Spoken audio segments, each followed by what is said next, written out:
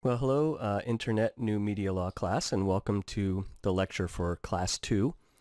And in this class, we're going to talk about some of the basics of web media law. And really what we're going to talk about is some basic issues involving copyright, which is, as we mentioned last week, one of the most important aspects of intellectual property that applies to what we're calling new media.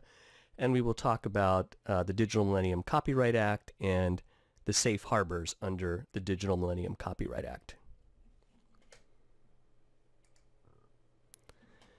So the first thing that we want to do in talking about this is to remember a little bit about how the web works and what an internet service provider, or as the DMCA calls it, an online service provider, does, and why there are issues about potential copyright liability for those providers.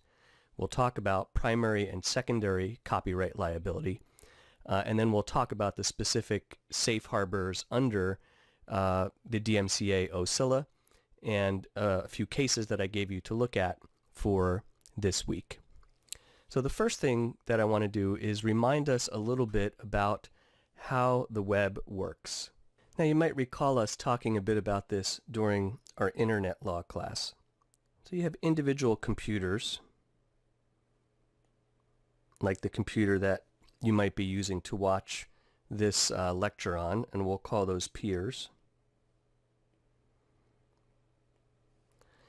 And then we've got some kind of way for those computers to connect to the internet. We'll call that a server, and here we'll call it an ISP, an Internet Service Provider. So your computer, through a modem, is going to be connecting to your ISP.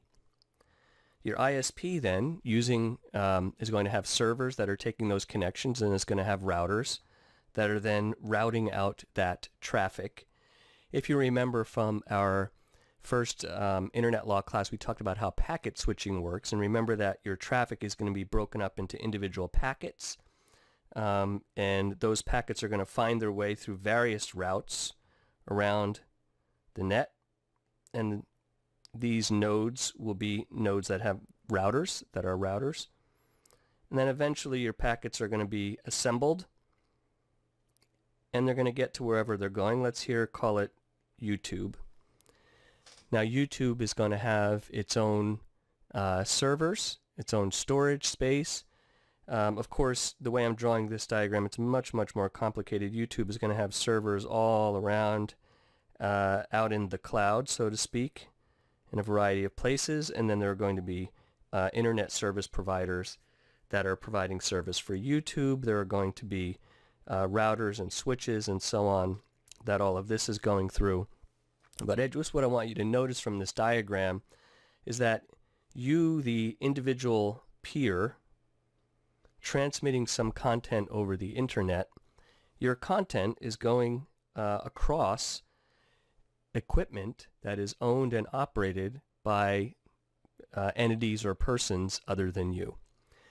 And so what happens if you, in fact, are transmitting infringing content, content that infringes someone's copyright over the internet? Is this entity, this internet service provider, liable for the content that passes through its routers? Now recall when we talked a bit about how computer technology works in the internet law class, that there's going to be some kinds of memory in the servers on this on the internet service provider's network that is going to briefly store the information that you're sending in a cache, so that it's able to kind of read it and kind of route the package and decide where they have to go. It's just the way routers and computer technology work, that there has to be some storage, some temporary storage, very brief, in cache memory.